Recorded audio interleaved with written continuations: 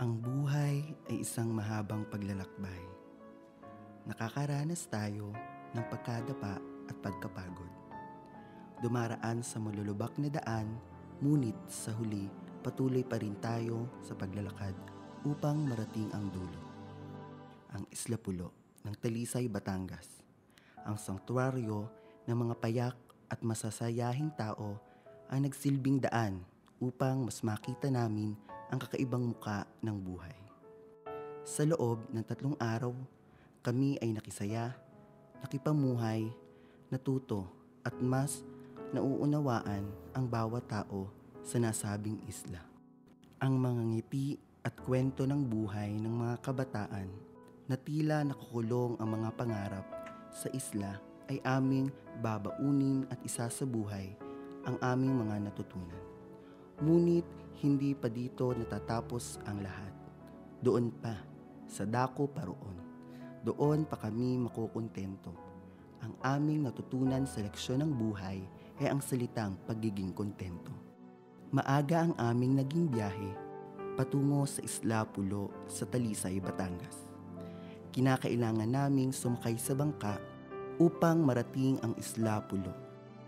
Habang nasa biyahe kami, ay tatambaw sa iyo ang malawak at madaming fish pond sa lawa ng Taal na isa sa mga ikinabubuhay ng mga mamamayan doon. Sasalubong din sa iyo ang kilalang bulkang Taal.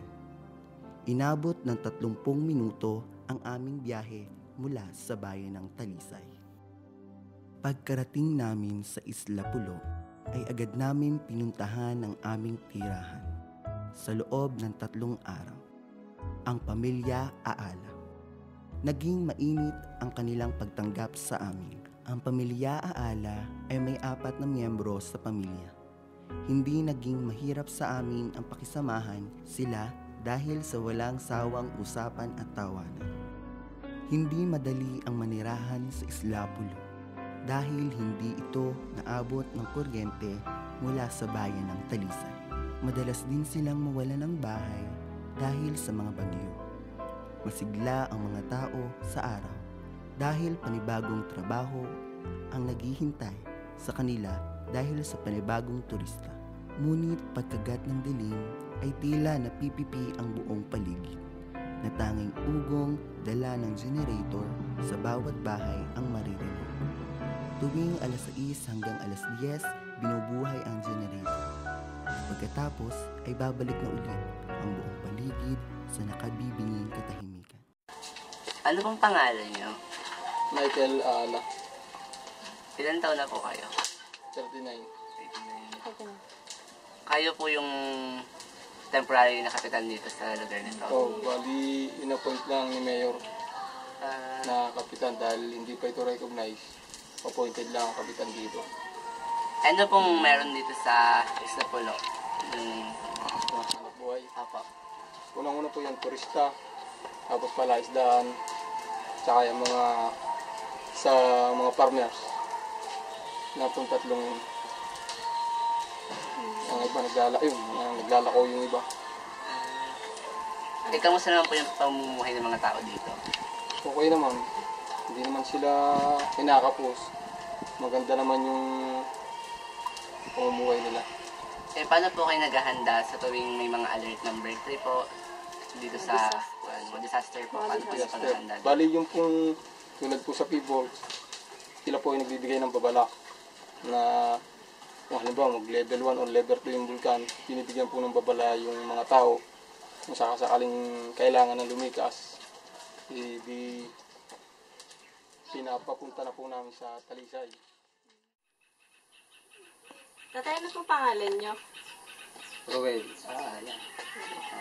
May mga anak po kayo. bali po 3. Ano po ang pinagkakaabalahan nila? Napasok po sila pero sila po ay minsan pagka nagkakabayo. Tapos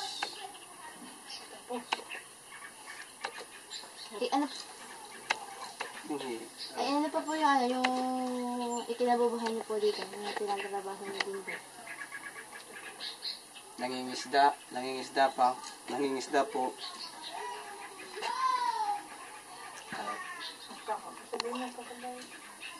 Minsan po ay nagkakabayo pag wala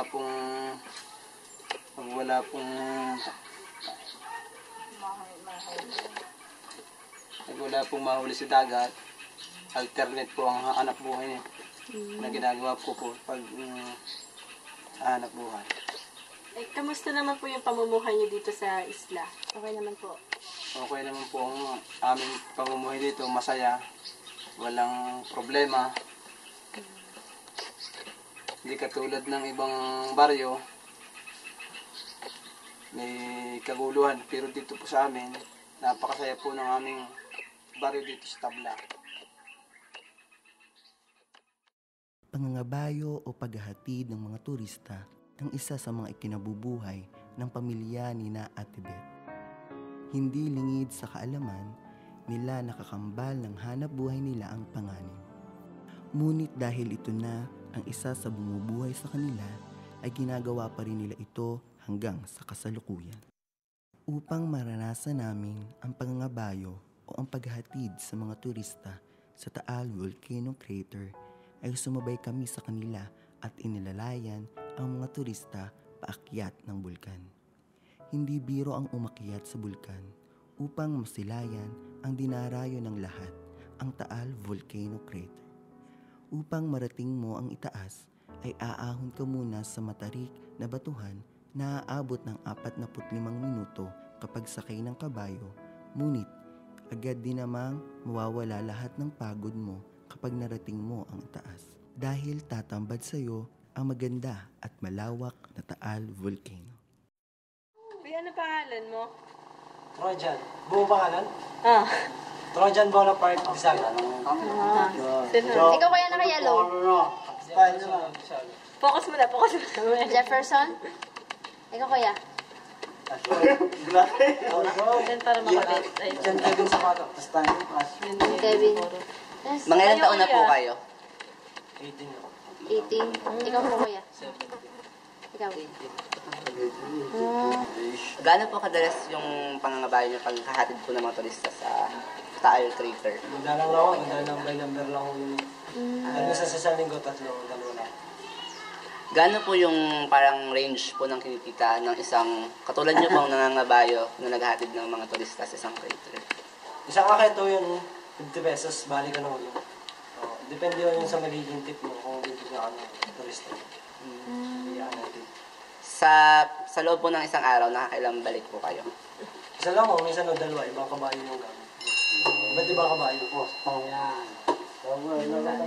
Pero kung bibigyan po kayo ng chance na makapasok, ano pong gusto nyong course na kunin? Hindi pa po. Siguro Isa-isa tayo niyan. criminology po. kapag walang mga turista, ano ang iba po yun yung pinagkakaabalahan? Doon lang po sa fish cage, gano'n, sa dagat. Ano pong ginagawa niyo doon? Nanguhuli yung unang isda, tapos minsan nagpapatukalan. May pinanser po kami dyan na Nakakukuha ng mga isda. pagka pwede na harvestin mo. Tsaka yun, May, Paano malalaman? paano malalaman? Pagka okay na yung mga isda, pwede na i-harvest. pag malalaki na siya. Bale, lagi po kayong lumalaot doon? Hindi naman po, pagka na-harvest na. Palaisdaan sa gitna ng malawak na lawa ng Taal ang isa sa inyong masasaksihan kapag pumunta ka sa Isla Pulo. Ito rin ang kalimitang ikinabubuhay ng mga tao dito.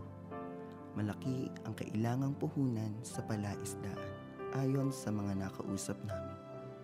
Pagod at tiyaga ang kailangan bago anihin. 7 buwan ang tatakbuhin para maani ang mga tilapia sa kanilang fish cage. At bawat fish cage ay umaabot ng 100,000 piraso at kapag nabenta ay umaabot ng 1,000,000. Mahahati ang kikitain sa dalawa, sa financer at sa mga maintenance. Hindi biro ang buhay at ginagawa nila sa araw-araw. Magpapakain sa umaga at hapon ng tilapia. At dahil ninais naming maranasan ay ginawa din namin. Napagpasyahan ng grupo na sumama sa palaot ng lawa para magpatuka ng mga isda. Sa una, masaya, pero hanggang tumatagal, pahirap ng pahirap dahil nakakangawit ng kamay. At gagawin nila ito sa loob ng 7 buwan. Mahigit 1 oras din ang aming inilagi sa laot para magpakain ng mga isda. Hindi lang ganda at kasikatan ng Taal Volcano ang aming nakita, dahil may isa kaming natuklasan sa Isla Pulo, ang child laboring. Karapatan ng mga bata ang maglaro, kumain ng masusustansyang pagkain, mag-aral at mabigyan ng maayos na buhay. Ngunit iba ang kinagisnan ng mga tao dito sa Isla Pulo. Matatapos na ang lahat sa kanilang pangarap. Ang mangarap na binuo simula pagkabata. Dahil sa karamihan ng mga kabataan dito ay napipilitan ng tumigil sa pag-aaral para maghanap buhay. Dala na rin ang kahirapan, mas pinili nila ang mga bayo na lang kesa pumasok. Dahil kumikita na sila ng pera na tumutustos sa kumakalam nilang sikmura. Ang hirap kapag nawawalan ka ng lakas ng loob na ipagpatuloy ang isang bagay. Pero di ba mas mahirap kapag buong buo yung loob mo, yung gustong-gusto mo, pero hindi ka mabigyan ng pagkakataon? Sa pakipamuhay na ito ko nalaman kung gaano akong kaswerte para mabigyan ng pagkakataong makapag-aral at makapagtapos. Nasa dinami-daming kabataan na nagnanais makatungtong sa paaralan, isa ako sa nabigyan ng pagkakataon. At sa pagnanais ko na magkaroon ng marangyang buhay, ni hindi ko man lang naisip magpasalamat at makontento sa kung anong meron ako ngayon, na ang sarap palang mabuhay sa simpleng buhay lang. Bilang mamamayan ay karapatan ng isang kabataan na makita at maranasan ang tunay na kulay ng buhay.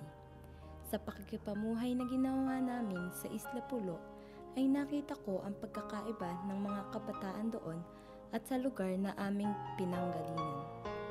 Sa murang edad ay naghahanap buhay na sila upang makatulong sa magulang sa halip na mag-aral.